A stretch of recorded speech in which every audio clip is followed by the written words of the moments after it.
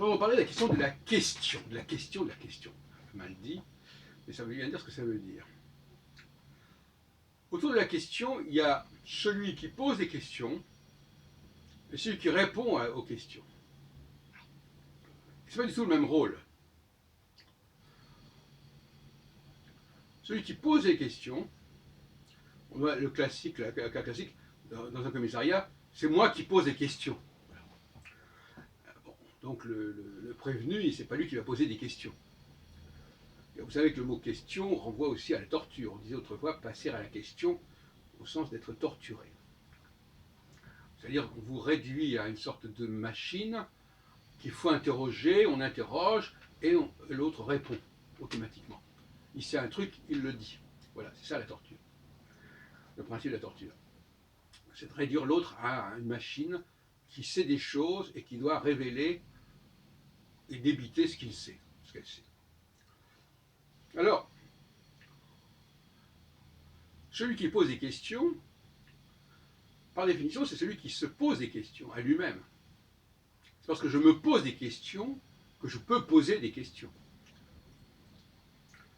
Donc, l'homme a vocation à se questionner et à questionner.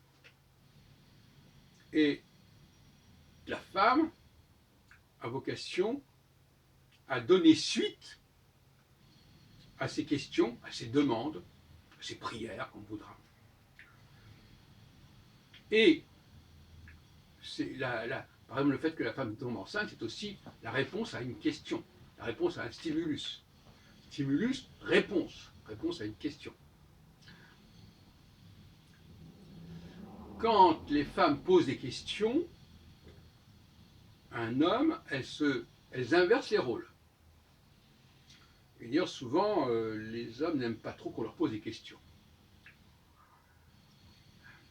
Ils préfèrent questionner que d'être questionnés. C'est tout à fait normal.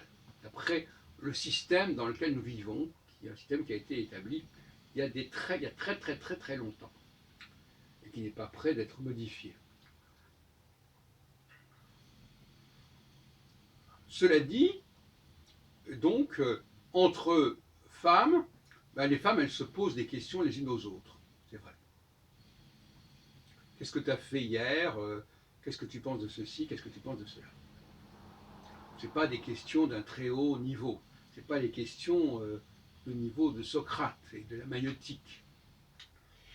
Et d'ailleurs, la maïeutique, c'est bien ça, c'est poser une question et demander à l'autre de se questionner et de réfléchir avant de donner sa réponse.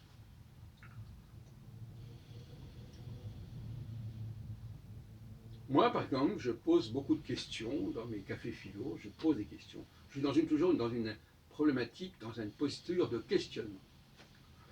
Mais le questionnement que j'engage dans la discussion, c'est un questionnement que je fais d'abord à moi-même. Donc c'est d'abord un dialogue intérieur, un questionnement intérieur, qui est la garantie, qui est la condition du questionnement extérieur.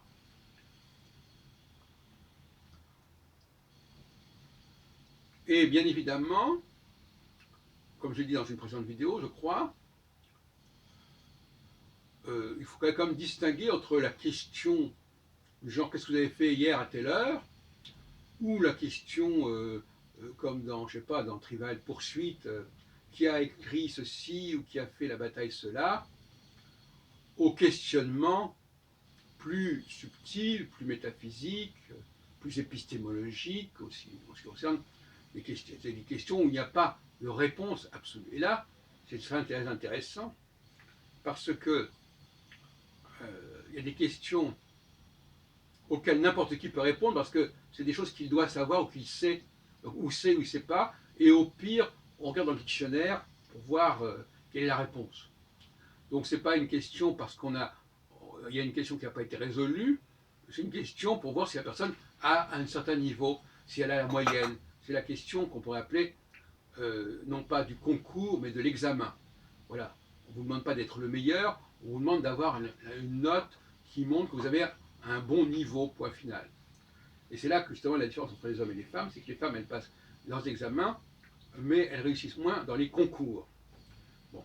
Alors, Et le concours, c'est pas seulement un concours au niveau scolaire, c'est un concours dans la vie, tout simplement. Un concours par rapport à la postérité, par rapport à la renommée, etc.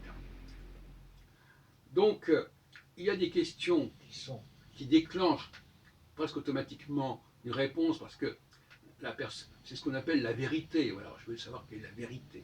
Alors, la vérité, quand on demande la vérité, c'est qu'on est censé connaître la vérité. Ou la vérité est censée être connue.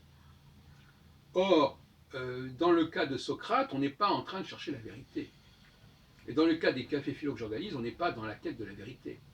On est simplement en train de se mettre d'accord sur la meilleure réponse qui puisse être apportée à un moment donné à une question donnée. Et cette réponse, elle n'est pas écrite quelque part. Pas forcément, en tout cas. Donc, c'est pas. Voilà, donc il y a les questions de type scolaire. Récitez-moi tel poème. Donnez-moi la liste des rois de France, etc. Et puis, il y a la question. Ou la table de Pythagore, hein, la table de multiplication, ou alors la question qu'est-ce que c'est que l'intelligence, qu'est-ce que c'est que le christianisme, qu'est-ce que c'est que le religieux, la laïcité, etc. etc., etc. Donc là aussi, le terme n'a pas tout à fait le même sens.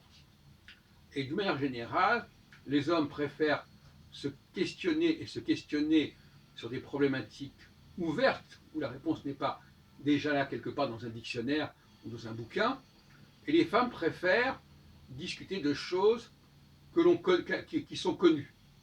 Elles sont connues soit parce qu'elles sont dans les dictionnaires, dans les encyclopédies, soit elles sont connues parce que la personne, elle a vécu ça, et elle sait ce qu'elle a vécu, et elle raconte ce qu'elle a vécu. C'est classique ça. J'ai fait ceci, j'ai fait cela. Et alors dans ce cas-là, d'ailleurs, c'est amusant parce qu'elle est la seule à savoir ce qu'elle a fait. Plus ou moins. Autant, quand on met un sujet d'ordre général sur la table, on peut tous en discuter. Autant quelqu'un qui va vous parler de ses vacances, mais il n'y a que lui qui peut en parler. Et donc ça aussi, c'est une forme d'égotisme de choisir des sujets dont on est le seul dépositaire de la substance, un petit peu limité. Mais ça n'effraie pas les femmes qui souvent aiment bien se mettre dans cette situation. Moi je sais, vous ne savez pas. Donc vous allez m'écouter. Bon, eh ben, je trouve, alors pour un homme, ce genre de positionnement est à peu près intolérable.